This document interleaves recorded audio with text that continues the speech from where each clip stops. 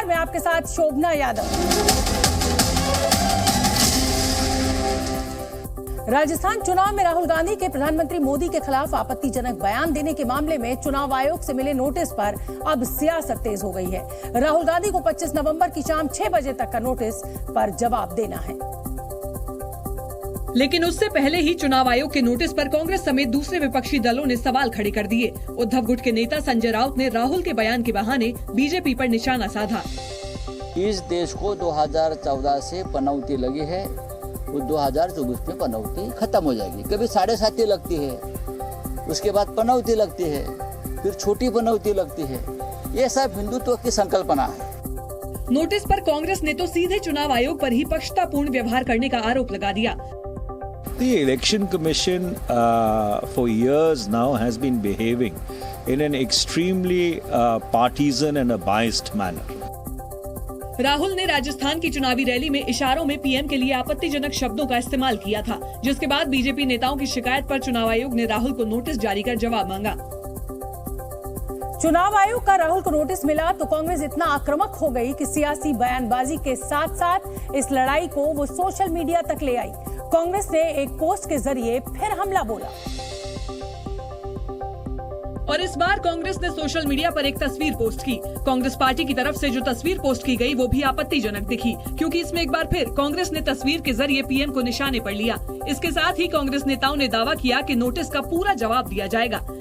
सबको मालूम है कि क्या बोल के गए आप, इसलिए नोटिस तो कोई दे सकते हैं, जवाब दिया जाएगा। कांग्रेस नेताओं ने दावा किया कि राहुल ने किसी का नाम नहीं लिया, लेकिन उनके एक शब्द को बीजेपी नेताओं ने खुद ही पीएम से जोड़ लिया। अभी ना उन्होंने प्रधानमंत्री का नाम लिया, ना उन्होंने किसी और का नाम लिया। पनौती बोलते ही बीजेपी क्यों इतना मचल रही है? प्रियांक खरगे ने इस दौरान केंद्र सरकार पर केंद्रीय एजेंसियों के दुरुपयोग का आरोप भी लगाया।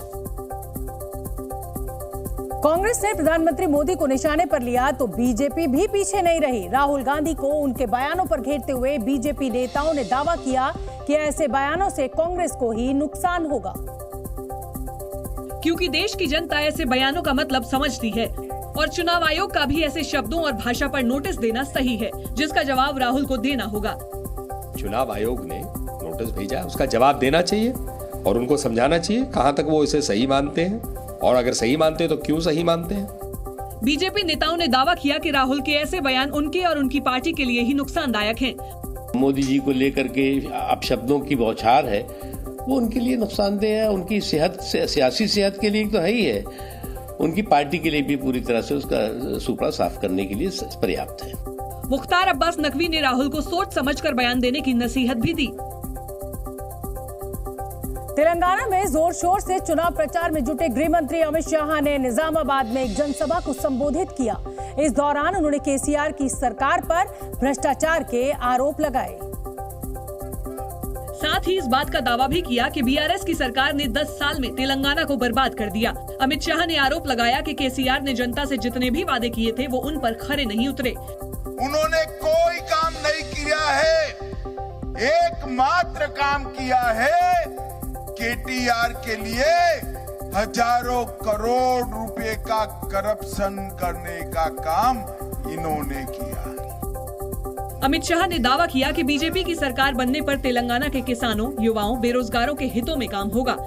मोदी जी ने तय किया है कि हम नेशनल टर्मरिक बोर्ड बनाएंगे हल्दी के किसानों के, जिससे हल्दी के किसानों को अच्छे दाम भी मिलेंगे। अमित शाह ने केसीआर की सरकार पर भ्रष्टाचार का आरोप लगाते हुए बीजेपी की सरकार बनने पर घोटालों की जांच का भरोसा भी दिया। रक्षा मंत्री राजनाथ सिंह भी तेलंगाना के चुनावी दंगल में पीछे नहीं रहे। मेडचल में पार्टी के लिए प्रचार करने पहुंचे राजनाथ सिंह ने मुख्यमंत्री के चंद्रशेखर राव पर जनता से किए वादे पूरे न करने का आरोप लगाया। साथ ही राजनाथ सिंह ने इस बात का दावा भी किया कि केसीआर की सरकार में जमकर भ्रष्टाचार हुआ और परिवारवाद को बढ़ावा भी मिला। बीआरएस कहती है फैमिली फर्स्ट, और मैं आपको बतलाना चाहता हूं, जिस दिन भारतीय जनता पार्टी की गवर्नमेंट बन जाएगी बहनों भाइयों, यहाँ फैमिली फर्स्ट नहीं होगी बल्कि तेलंगाना फर्स्ट होगा। राजनाथ सिंह ने इस दौरान केसीआर को उस चुनावी वादे पर भी घेरा जिसमें हर परिवार के एक सदस्य को रोजगार देने की बात थी। राजनाथ सिंह ने दावा किया कि बीजेपी की सरकार बनी तो तेलंगाना का विकास तेजी से होगा। मैं कहना चाहता हूं, हमारे प्राइम मिनिस्टर चाहते हैं जैसे अन्य दूसरे बीजेपी रूल्ड स्टेट्स का डेवलपमेंट तेजी के साथ हो रहा है, वैसे ही तेलंगाना का भी डेवलपमेंट होना चाहिए। पेपर लीक मामले पर भी राजनाथ सिंह ने केसीआर को घेरते हुए घोटालों की सरकार बताया। तेलंगाना के चुनावी दंगल में कांग्रेस की ओर से प्रियंका गांधी ने मोर्चा संभाला। प्रियंका गांधी ने तेलंगाना के पालकुर्थी में एक जनसभा को संबोधित किया। इस दौरान उन्होंने आरोप लगाया कि केसीआर के राज में तेलंगाना में बेरोजगारी बढ़ी है।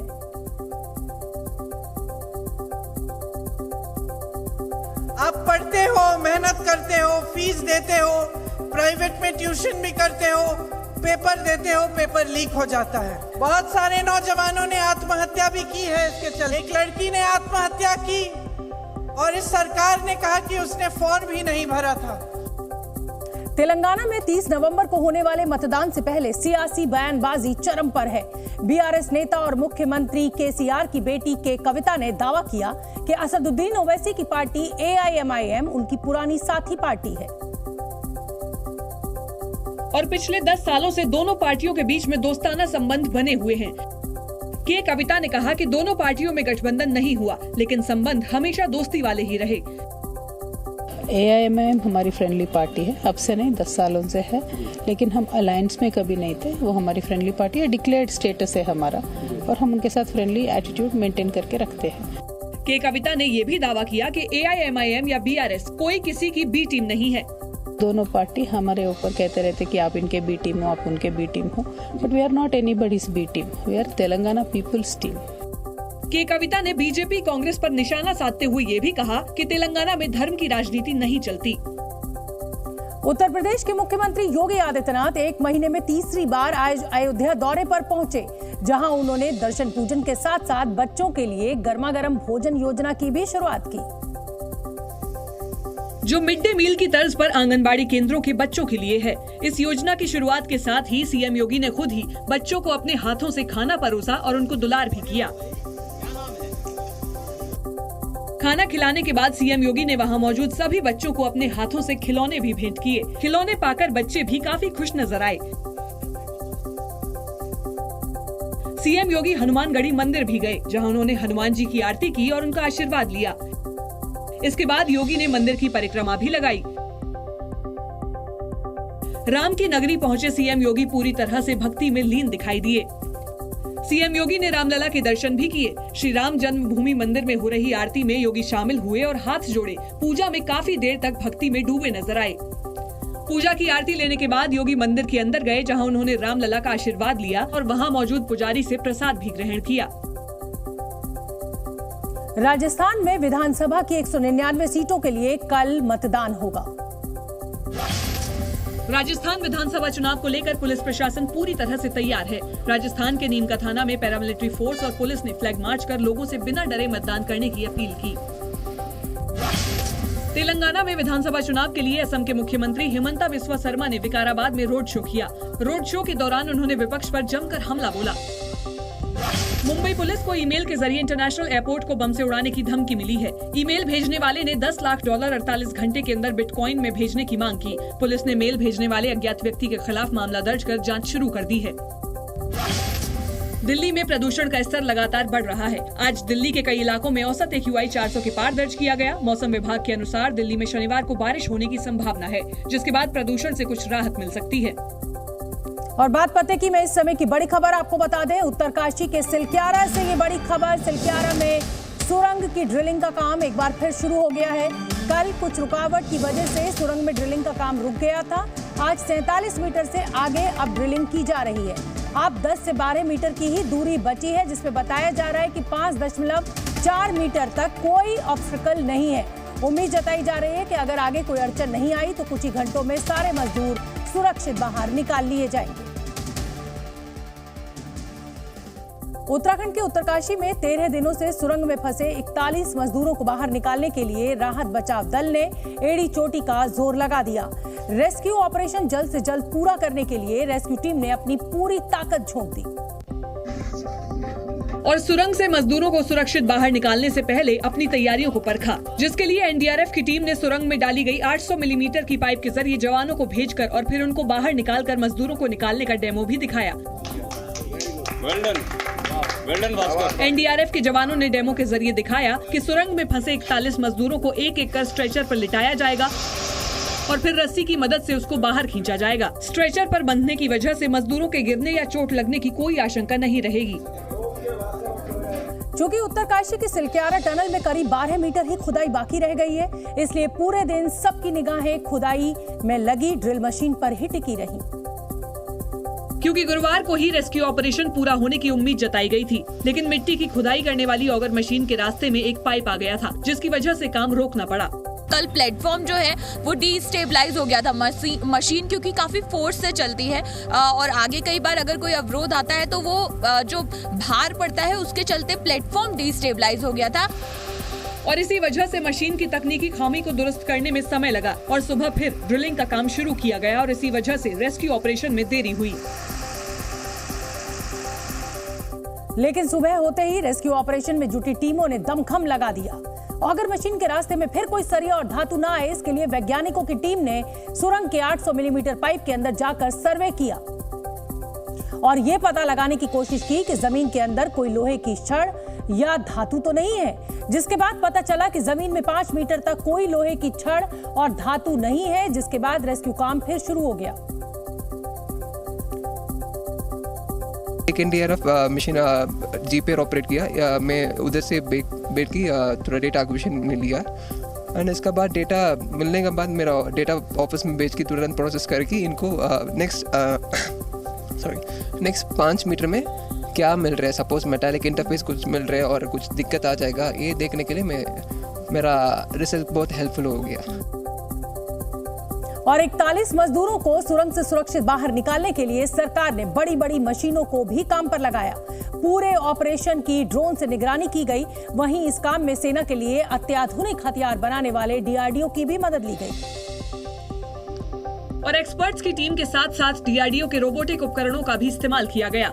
जो जैसा हम बात कर रहे थे कि डीआरडीओ का जो रोबोटिक इक्विपमेंट होगा वो करीब 20 मीटर तक की उसकी कैपेसिटी बताई जा रही है, जो इस डेंसिटी को माप सकता है कि उसके अंदर क्या क्या चीजें मौजूद हैं। डीआरडीओ के इस आधुनिक रोबोटिक उपकरण की खासियत ये रही कि इसने जांच करके तुरंत ये पता लगा लिया कि मिट्टी के नीचे कोई धातु और लोहे का सरिया तो नहीं है, जिसकी वजह से रेस्क्यू ऑपरेशन को आगे बढ़ाने में काफी आसानी हुई। और डीआरडीओ के रोबोटिक उपकरण की वजह से ही मजदूरों तक पहुंचना रेस्क्यू टीम के लिए आसान हो पाया। वहीं उत्तराखंड के मुख्यमंत्री पुष्कर सिंह धामी भी 3 दिनों से उत्तरकाशी में ही डेरा जमाए हुए हैं और पिछले 3 दिनों से सीएम पुष्कर सिंह धामी ने मातली के आईटीबीपी कैंप में ही रुककर रेस्क्यू ऑपरेशन की जानकारी ली। धामी जी लगातार एक मिनट का अपडेट कि कैसे क्या हो रहा है और लगातार 2 दिन से यहीं पे डेरा लगाए हुए हैं और कल रात भी हम रात तक वहीं पे थे और परसों भी पूरी रात पर वहीं पे रहे। बताया गया कि रेस्क्यू पूरा होने तक सीएम यहीं पर रुकेंगे और सुरंग से मजदूरों के बाहर आते ही उनसे मुलाकात भी करेंगे और फिर रेस्क्यू में जुटी टीमों और जवानों का हौसला बढ़ाएंगे। वहीं टनल के पास मजदूरों के इलाज के लिए डॉक्टर्स की टीम और एम्बुलेंस भी तैनात की गई, क्योंकि सुरंग से बाहर आते ही सबसे पहले मजदूरों के स्वास्थ्य का परीक्षण होना है। इसलिए टनल के पास दवाइयों के साथ स्वास्थ्य विभाग की कई टीमें भी मुस्तैद रहीं। यहाँ पर्याप्त बेड की व्यवस्था की गई है और उनके असिस्टेंट के लिए एसडीआरएफ के और सिविल पुलिस के जवान भी नियुक्त किए गए हैं। वहीं अस्पताल में भी मजदूरों के लिए बेड रिजर्व किए गए ताकि बिना देरी मजदूरों को समय पर इलाज मिल सके। और जैसे जैसे रेस्क्यू ऑपरेशन अपने आखिरी पड़ाव पर पहुंचता दिखा, सुरंग में फंसे मजदूरों के परिवार वालों की आंखें भी सुरंग की तरफ टकटकी लगाए देखती रहीं। और इस दौरान सुरंग में फंसे मजदूरों के परिवार वालों के चेहरे पर उम्मीद की किरण और आंखों में खुशी के आंसू दिखाई दिए। बिहार के रहने वाले हरिद्वार शर्मा भी इन्हीं में से एक थे। इनके भाई सुशील शर्मा पिछले 13 दिनों से सुरंग में फंसे हैं, लेकिन रेस्क्यू ऑपरेशन को अंतिम पड़ाव पर देख इनकी आंखें भर आईं। जो जिंदगी और मौत के बीच से जो बाहर निकलेंगे, गले तो लगाना ही है, उसके बाद जो घर ले जाएंगे तो माँ बाप की खुशी कुछ और होती है। वहीं बिहार के सुधांशु भी अपने बड़े भाई को सही सलामत देखने के लिए टनल के पास ही डटे रहे। और सिर्फ राज्य सरकार ही नहीं, केंद्र सरकार भी इस पूरे ऑपरेशन पर अपनी नजरें बनाए हुए है। बताया जा रहा है कि खुद प्रधानमंत्री नरेंद्र मोदी ने मुख्यमंत्री पुष्कर सिंह धामी से फोन पर रेस्क्यू ऑपरेशन के बारे में कई बार जानकारी ली और रेस्क्यू ऑपरेशन के साथ साथ सुरंग में फंसे मजदूरों को दिए जाने वाले भोजन और रोजमर्रा की चीजों के बारे में भी पूछा, जिसकी जानकारी खुद सीएम पुष्कर सिंह धामी ने दी। माननीय प्रधानमंत्री जी प्रत्येक दिन किस प्रकार से हमारे अंदर जो मजदूर भाई हैं उनको भोजन सामग्री से लेकर अनेकों प्रकार की जो कठिनाइयां उनके सामने आ सकती हैं, उन सब के बारे में जानकारी देकर उसके निदान को लेकर और सुरक्षित रूप से उनको बाहर निकाला जाए, रेस्क्यू किस तरह से चल रहा है, उस सारी जानकारियां प्रत्येक दिन लेते हैं। वहीं केंद्रीय राज्य मंत्री वीके सिंह ने भी उत्तरकाशी पहुंचकर रेस्क्यू ऑपरेशन का जायजा लिया। इसके अलावा पीएमओ के पूर्व सलाहकार भास्कर खुलबे भी उत्तरकाशी में ही रहे और सुरंग में फंसे मजदूरों और उनके परिवार वालों को ढांढस बंधाया। भले ही रेस्क्यू ऑपरेशन अंतिम चरण में है, लेकिन चुनौतियां भी कम नहीं है। सवाल यही है कि आखिर मजदूरों को मलबे के बीच से कैसे निकाला जाएगा। हम आपको बता दें कि सिलक्यारा टनल पर जहां मजदूर फंसे हुए हैं, वहां एक पाइप डाला जाएगा और इसी जगह से एनडीआरएफ के जवान स्ट्रेचर के जरिए मजदूरों को एक एक कर पाइप के जरिए बाहर निकालेंगे। ये एक खास तरह का स्ट्रेचर होगा जिस पर पहिए लगे होंगे और इस पर मजदूरों को लिटाया जाएगा और फिर रस्सी के सहारे इस स्ट्रेचर को बाहर खींचा जाएगा। मजदूर को बाहर निकालने के बाद सबसे पहले उनके स्वास्थ्य का परीक्षण किया जाएगा और फिर यह भी देखा जाएगा कि सुरंग के अंदर के तापमान में और बाहर के तापमान में कोई अंतर है या नहीं। अगर स्वास्थ्य ठीक नहीं मिला तो मजदूर को तुरंत अस्पताल ले जाया जाएगा और तबीयत ठीक रहने पर ही उन्हें डिस्चार्ज कर परिवार को सौंपा जाएगा। कतर कोर्ट ने पूर्व नौसैनिकों के मामले में भारत सरकार की अपील को स्वीकार कर लिया है। कतर की अदालत ने भारतीय नौसेना के 8 पूर्व अफसरों की मौत की सजा के खिलाफ दायर अपील को स्वीकार कर लिया है। इस मामले पर अगली सुनवाई जल्द ही होगी। अक्टूबर में कतर की एक अदालत ने 8 पूर्व नेवी ऑफिसर्स को जासूसी के आरोप में मौत की सजा सुनाई थी। फिल्म अभिनेता प्रकाश राज को ईडी ने Pranav jewellers money laundering case में पूछताछ के लिए बुलाया है। कुछ दिन पहले ईडी ने तिरुचिरापल्ली के प्रणव ज्वेलर्स पर छापा मारा था। प्रकाश राज प्रणव ज्वेलर्स के ब्रांड एम्बेसडर हैं, इसलिए उन्हें अगले हफ्ते चेन्नई में ईडी के सामने पेश होने को कहा गया है। बॉलीवुड एक्ट्रेस रश्मिका मंदाना के डीप फेक वीडियो मामले में दिल्ली पुलिस को जांच में महत्वपूर्ण सुराग मिले हैं। दिल्ली पुलिस का कहना है कि तकनीकी विश्लेषण की मदद से वो उन आईपी एड्रेस की पहचान कर रहे हैं जिनसे ये वीडियो शेयर किया गया था। राजस्थान के चूरू में 2 गाड़ियों की टक्कर हो गई। हादसे में 5 लोगों की मौत हो गई तो वहीं 4 लोग गंभीर रूप से घायल हो गए। हादसा देर रात हुआ जब कुछ लोग बारात से वापस लौट रहे थे। जम्मू कश्मीर के राजौरी में सेना और पुलिस ने आज शहीदों को श्रद्धांजलि दी। 22 नवंबर को राजौरी के बाजीमल में आतंकवादियों से मुठभेड़ में सेना के 5 जाबाज शहीद हो गए,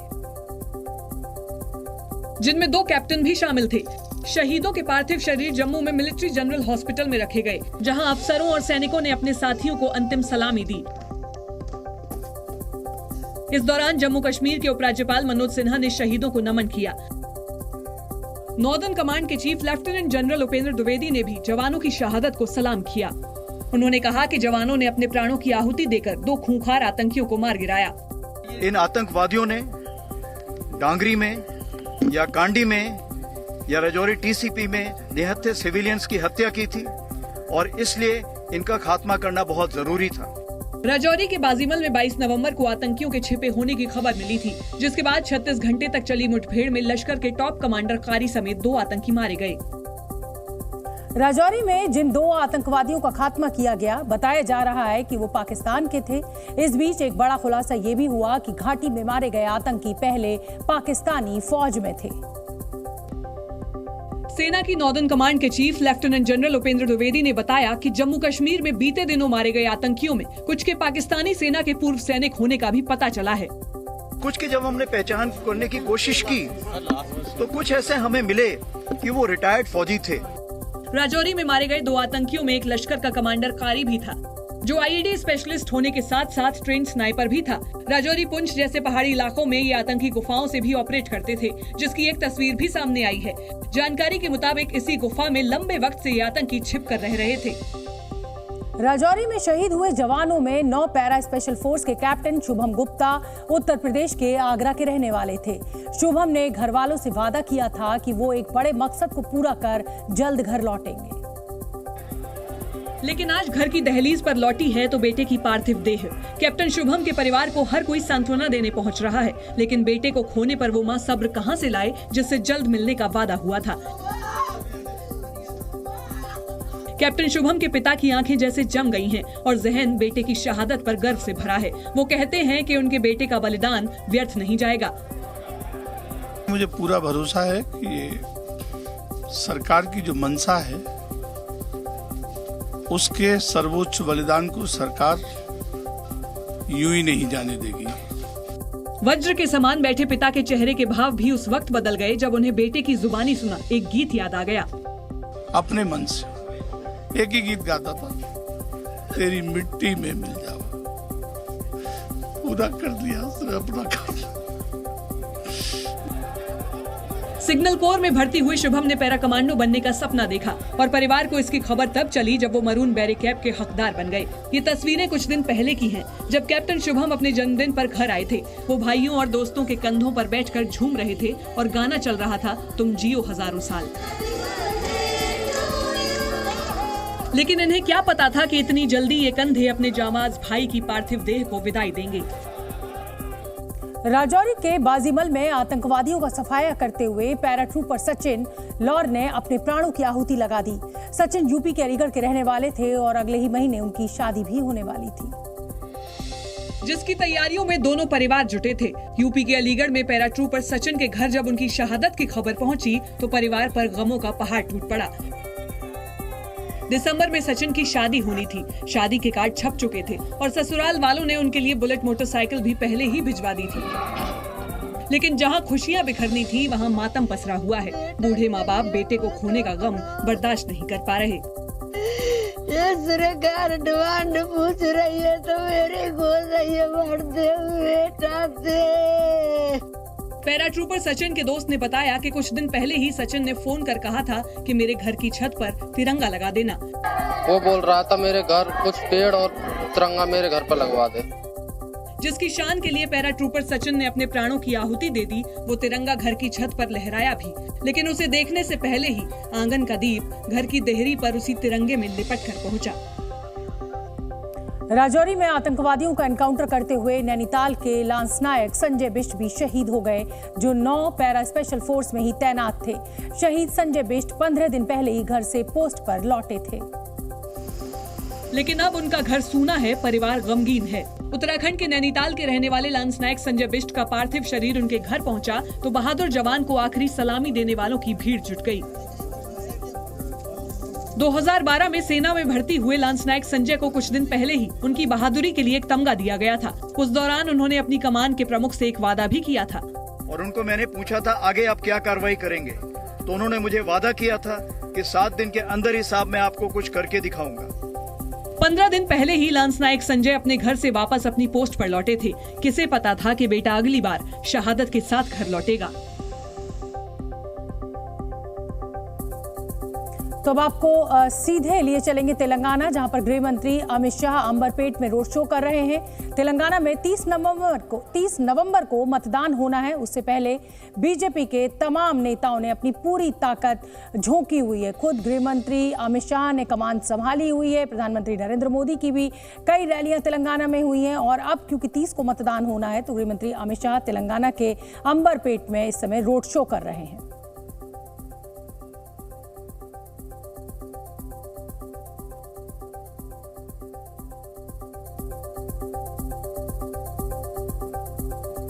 हालांकि तेलंगाना में सीधा मुकाबला बीआरएस और कांग्रेस के बीच है, लेकिन बीजेपी ने भी अपनी पूरी ताकत लगाई हुई है। ये देखिए अंबरपेट से ये तस्वीरें।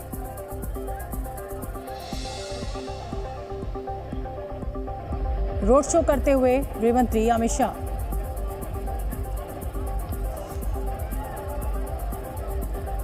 बड़ी संख्या में बीजेपी के कार्यकर्ता, भीड़ वहां पर मौजूद है। फूलों की बारिश भी की जा रही है। हाथ हिलाकर अभिवादन करते हुए गृह मंत्री, लोग अपनी छतों पर भी मौजूद हैं। और 28 तारीख की शाम 5 बजे तक ही ये चुनाव प्रचार हो पाएगा।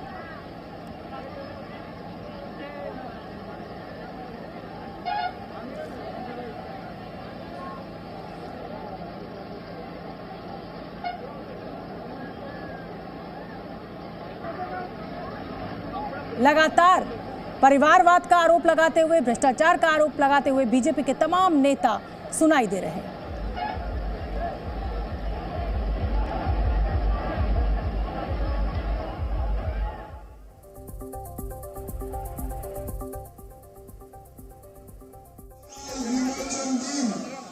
हैदराबाद विमोचन दिन हम स्टेट डे के रूप में मनाएंगे और किसी से डरे बगैर रजाकारों के खिलाफ कार्यक्रम करेंगे। मोदी जी ने तय किया है कि अगला सीएम तेलंगाना का बैकवर्ड क्लास से होगा। कोरोना के बाद चीन में एक और रहस्यमयी बीमारी ने पूरी दुनिया को खौफजदा कर दिया है। इस बीमारी की वजह से चीन की राजधानी बीजिंग और उसके 800 किलोमीटर के दायरे में स्थित सभी अस्पताल मरीजों से भर गए हैं। जबकि गौर करने वाली बात यह है कि मरीजों में सिर्फ और सिर्फ बच्चे हैं, जिनमें एक ही तरह के लक्षण दिखाई दिए, जैसे फेफड़ों में जलन, सांस लेने में दिक्कत, तेज बुखार, खांसी और जुकाम। अस्पतालों में बच्चों और अभिभावकों की भारी भीड़ नजर आई। सभी मास्क लगाए नजर आए। कई बच्चों को ड्रिप भी लगी थी, तो वहीं डॉक्टर बच्चों की जांच करते दिखे। वहीं इस रहस्यमयी बीमारी के तेजी से फैलने के बाद चीन की सरकार ने इसे रोकने के लिए स्कूलों में छुट्टी का ऐलान कर दिया, जबकि इस बीमारी को लेकर एक ओपन एक्सेस निगरानी प्रोमेट अलर्ट ने दुनिया भर में चेतावनी जारी की, जो इंसान और जानवरों में होने वाली बीमारियों पर नजर बनाए रखता है। चीन के नेशनल हेल्थ कमीशन ने इस रहस्यमयी बीमारी को लेकर 13 नवंबर को प्रेस कॉन्फ्रेंस की थी, जिसमें उसने इस बीमारी को निमोनिया करार देते हुए पल्ला झाड़ने की कोशिश भी की थी। लेकिन गौर करने वाली बात यह है कि चीन ने कोरोना को भी पहले निमोनिया ही बताया था, लिहाजा उसके इस दावे पर किसी को यकीन नहीं। तो शायद यही वजह रही कि विश्व स्वास्थ्य संगठन ने चीन से इस बीमारी से जुड़ी तमाम जानकारियां साझा करने को कहा। WHO ने कहा कि अभी ये साफ नहीं है कि ये मामले सांस से संक्रमण के केस बढ़ने से जुड़े हैं या नहीं। हालांकि इसके लक्षण निमोनिया से भी अलग हैं। लिहाजा वैज्ञानिकों ने कहा कि स्थिति पर कड़ी निगरानी की जरूरत है।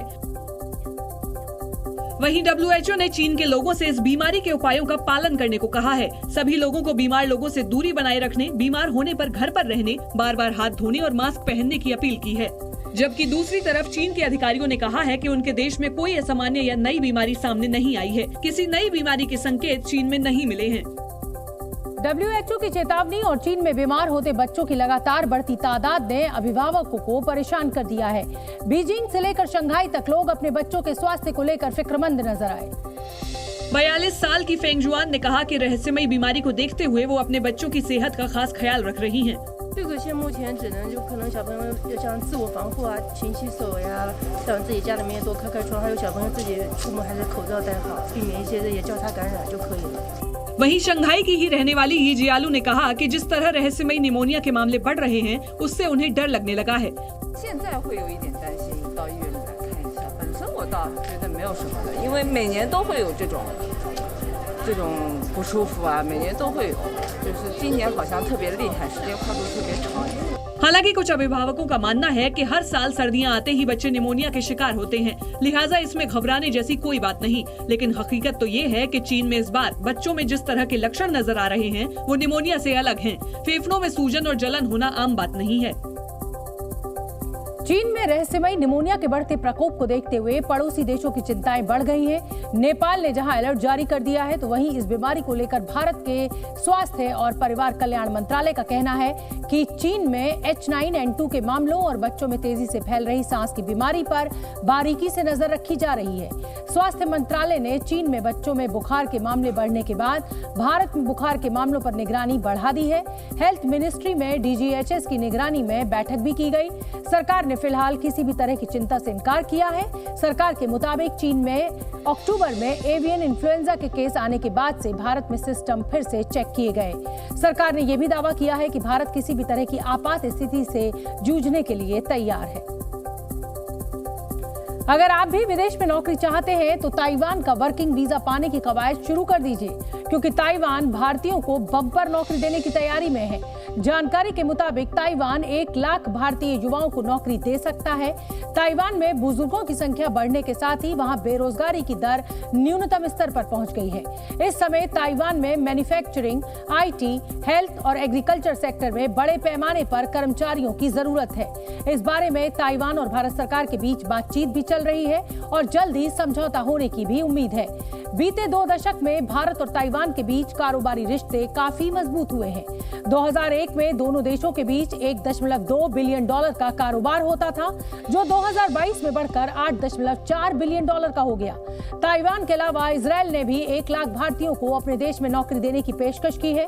सूत्रों के मुताबिक भारत सरकार जापान, ब्रिटेन और फ्रांस समेत 13 देशों के साथ भारतीय युवाओं को नौकरी दिलाने की डील पर बात कर रही है।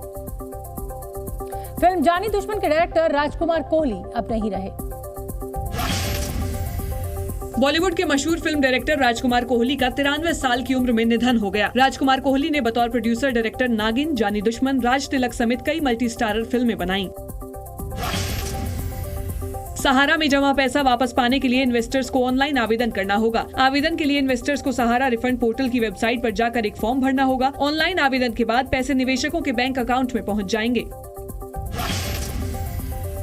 शेयर मार्केट में गिरावट और डॉलर में मजबूती के चलते भारतीय रुपयों में गिरावट का रुख है। भारतीय रुपया डॉलर के मुकाबले अब तक के सबसे निचले स्तर पर पहुंचा। 2 पैसे की गिरावट के बाद $1 की कीमत ₹83.36 हो गई है।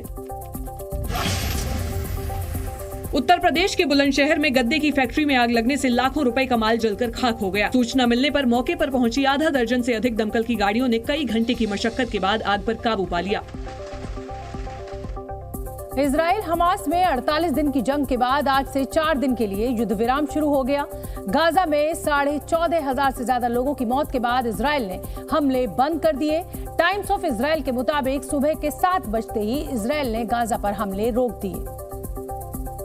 समझौते के तहत आज हमास बंधक बनाए गए 13 लोगों को 39 फिलिस्तीनियों के बदले रिहा करेगा। हमास की तरफ से रिहा होने वालों में ज्यादातर महिलाएं और बच्चे शामिल होंगे। तो वहीं इजराइल जिन 39 फिलिस्तीनी कैदियों को रिहा करेगा, उनमें भी सिर्फ महिलाएं और कम उम्र के बच्चे होंगे। इन सभी कैदियों को आजाद करने से पहले वेस्ट बैंक स्थित ओफेड जेल ले जाया गया। 4 दिन से सीज फायर के दौरान 150 फिलिस्तीनी कैदियों के बदले कुल 50 बंधकों को छोड़ने पर सहमति बनी है। हमास ने समझौते में अल शिफा अस्पताल खाली करने की भी शर्त रखी थी, जिसे इजराइल ने मानने से इनकार कर दिया। वहीं टाइम्स ऑफ इजराइल के मुताबिक हमास हर 3 फिलिस्तीनी कैदियों के बदले एक बंधक को छोड़ेगा। इस बीच बंधक बनाए गए लोगों के लिए इजराइल की सेना ने खास इंतजाम किया है। इजरायली सेना ने बंधकों के लिए कपड़ों से भरे बैग तैयार किए। इसके अलावा बच्चों के लिए स्टिकर्स और खिलौने भी रखे गए। यही नहीं, कंबलों की भी व्यवस्था की गई। हमास के कब्जे से आजाद होने वाली इजरायली महिला और बच्चों को सैन्य सुरक्षा के तहत घर भेजा जाएगा। किसी भी इमरजेंसी से निपटने के लिए एम्बुलेंस की भी व्यवस्था की गई है, जबकि इजरायली वायुसेना के हेलीकॉप्टर्स भी गश्त लगाते नजर आए। वहीं 4 दिनों का युद्ध विराम शुरू होते ही इजराइल ने एक ऐसी मांग रख दी जिससे हमास और इजराइल के बीच मध्यस्थता कर रहा कतर भी परेशान हो गया। इजराइल ने सीज फायर लागू होते ही जोर देना शुरू कर दिया कि उसे रिहा होने वाले 50 बंधकों के अलावा उन तमाम बंधकों की जानकारी चाहिए जो हमास की कैद में हैं। इजराइल ने मांग की कि रेड क्रॉस के कर्मचारियों को सभी बंधकों से मिलने दिया जाए। रेड क्रॉस के कर्मचारी सुनिश्चित करें कि सभी बंधक ठीक हैं। और इसके लिए इजरायली सरकार ने समझौते के गारंटर देशों यानी अमेरिका, कतर और मिस्र पर दबाव बनाया। हालांकि कतर और रेड क्रॉस ने पहले ही साफ कर दिया कि बंधकों से मिलने की बात इजराइल हमास के बीच हुए समझौते में शामिल है। इजराइल हमास के बीच सीजफायर के बाद गाजा के लोगों ने भी राहत की सांस ली। 7 हफ्तों से सुनाई दे रहे गोलियों, बमों, मिसाइलों और रॉकेट्स का शोर अब थम गया। गाजा में सुबह 7 बजे के बाद एक भी धमाके की आवाज नहीं आई। लिहाजा लोगों के चेहरों पर खुशी और आंखों में चमक दिखी। नॉर्थ गाजा के खान यूनिस में लोग सड़कों पर बेखौफ होकर निकले। बाजारों में भीड़ दिखी और लोग जरूरी चीजों की खरीदारी करते नजर आए।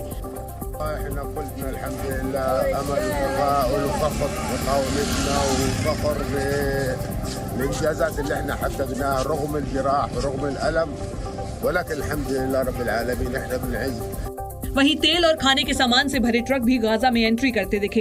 इजराइल हमास के बीच हुई डील के मुताबिक इन ट्रकों को इजिप्ट के राफा बॉर्डर से गाजा में घुसने की इजाजत दी गई। एक रिपोर्ट के मुताबिक 4 दिनों में हर दिन तेल से भरे 4 ट्रक और जरूरत का सामान लेकर 200 ट्रक गाजा में एंट्री लेंगे। हालांकि सीजफायर लागू होने के बावजूद इजरायली सेना नॉर्थ गाजा में डटी रही। इजरायली फौज की तोपें तो शांत हो गईं, लेकिन आईडीएफ ने साफ कर दिया कि हमास के खिलाफ युद्ध खत्म नहीं हुआ है।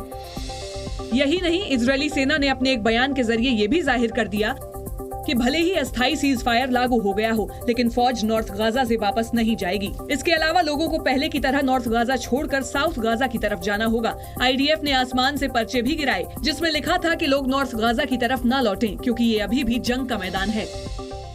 צה"ל ערוך בקו הזה ברצועה, אנחנו נדע להתמודד עם כל אירוע, נדע להתמודד, עשינו תדריך לכוחות, במידה וההסכם הזה ייכנס לתוקף, צה"ל יספק את התנאים המבצעיים। वहीं इजरायली सेना ने फिलिस्तीनी प्रशासन की अल-शिफा अस्पताल से सुरक्षा बलों को हटाने की मांग को ये कहते हुए खारिज कर दिया कि इसी अस्पताल से हमास के आतंकी ऑपरेट करते थे। इजरायली सेना ने स्पष्ट कर दिया कि अस्पताल के आसपास सुरक्षा बलों की तैनाती आगे भी रहेगी। अर्जेंटीना की फुटबॉल टीम के कप्तान और विश्व चैंपियन लियोनेल मेसी की जर्सी नीलाम होने वाली है, जिसके लिए करोड़ों की बोली लगने की उम्मीद जताई जा रही है। अंतर्राष्ट्रीय नीलामी संस्था सूदबी के मुताबिक फीफा वर्ल्ड कप 2022 के दौरान पहनी गई मेसी की 6 जर्सी नीलाम की जाएंगी। सूदबी को उम्मीद है कि मेसी की जर्सी के लिए $10 मिलियन यानी करीब 83 करोड़ रुपए की बोली लगेगी। इससे पहले अर्जेंटीना को वर्ल्ड चैंपियन बनाने वाले डिएगो मैराडोना की जर्सी 74 करोड़ रुपए में नीलाम हुई थी। हालांकि सबसे महंगी जर्सी का रिकॉर्ड अमेरिका के बास्केटबॉल लेजेंड माइकल जॉर्डन के नाम है, जिनकी एक जर्सी 1998 में 84 करोड़ रुपए में नीलाम हुई थी। मेसी ने वर्ल्ड कप जीतने के बाद अपनी 6 जर्सी दान कर दी थी। नीलामी से मिलने वाली रकम का एक बड़ा हिस्सा गंभीर बीमारियों से जूझ रहे बच्चों के इलाज पर खर्च किया जाएगा। सूदबी के मुताबिक मेसी की जर्सी की नीलामी 30 नवंबर से 14 दिसंबर के बीच की जाएगी। उत्तर कोरिया ने दावा किया है कि उसने आसमान में अपना जासूसी सैटेलाइट तैनात कर दिया है। उत्तर कोरिया ने जासूसी सैटेलाइट की सफल लॉन्चिंग का दावा किया है। इस मौके पर उत्तर कोरिया के शासक किम जोंग उन ने कहा कि अंतरिक्ष में जासूसी सैटेलाइट तैनात करना आत्मरक्षा के अधिकार का हिस्सा है। ब्राजील में भारी बारिश के चलते तबाही का मंजर देखने को मिला। वहां कई घर जमींदोज हो गए, जिसकी वजह से लोगों को रिलीफ कैंप में शरण लेनी पड़ी। आइसलैंड में ज्वालामुखी विस्फोट के खतरे को देखते हुए ग्रिंडाविक शहर को खाली करा लिया गया है। शहर में हर दिन छोटे भूकंप के सैकड़ों झटके महसूस हो रहे हैं, जिसे देखते हुए सरकार ने पूरे शहर को खाली करवाने का फैसला लिया। कनाडा के प्रधानमंत्री जस्टिन ट्रूडो ने यूरोपियन यूनियन के नेताओं से मुलाकात की। मुलाकात के दौरान उन्होंने जलवायु परिवर्तन, हाइड्रोजन व्यापार और यूक्रेन युद्ध जैसे मुद्दों पर चर्चा की। आयरलैंड की राजधानी डबलिन में एक स्कूल के पास अज्ञात शख्स ने कुछ लोगों पर चाकू से हमला बोल दिया। हमले में 5 लोग घायल हो गए, जिनमें 3 बच्चे भी शामिल हैं। चाकूबाजी की घटना के बाद डबलिन में प्रवासियों के खिलाफ प्रदर्शन शुरू हो गया। कुछ लोग वारदात वाली जगह पर इकट्ठा हुए और नारेबाजी करते दिखे। देखते ही देखते वहां दंगे भड़क गए। प्रदर्शनकारी पुलिस पर हमला करने लगे। पुलिस से झड़प के बाद प्रदर्शनकारियों ने आगजनी की। पुलिस की गाड़ियों और बसों को आग के हवाले कर दिया। आसपास की इमारतों में तोड़फोड़ भी की गई। डबलिन में हुई इस चाकूबाजी की वजह अभी साफ नहीं है, लेकिन इसे आतंकी घटना के तौर पर भी देखा जा रहा है। विशाखापट्टनम में खेले गए T20 सीरीज के पहले मैच में भारत ने ऑस्ट्रेलिया को हराकर वर्ल्ड कप फाइनल में मिली हार का बदला तो लिया ही, लक्ष्य का पीछा करते हुए सबसे बड़ी जीत का रिकॉर्ड भी बना डाला। कल खेले गए मैच में ऑस्ट्रेलिया ने पहले बल्लेबाजी करते हुए 208 रन बनाए और भारत को जीत के लिए 209 रनों का लक्ष्य दिया। जवाब में भारत ने मैच की आखिरी गेंद पर 209 का स्कोर बनाकर 2 विकेट से ये मैच जीता। लक्ष्य का पीछा करते हुए ये भारत की सबसे बड़ी जीत है। इससे पहले भारत ने 2019 में हैदराबाद में 208 रनों के लक्ष्य का पीछा करते हुए वेस्टइंडीज को 6 विकेट से पीटा था। T20 में लक्ष्य का पीछा करते हुए भारत को तीसरी बड़ी जीत 2009 में मिली थी। तब टीम इंडिया ने 207 रनों के लक्ष्य का पीछा करते हुए श्रीलंका को 6 विकेट से हराया था। भारत इकलौती ऐसी टीम है जिसने T20 मैचेस में पीछा करते हुए 7 बार 200 रनों से ज्यादा का लक्ष्य हासिल किया।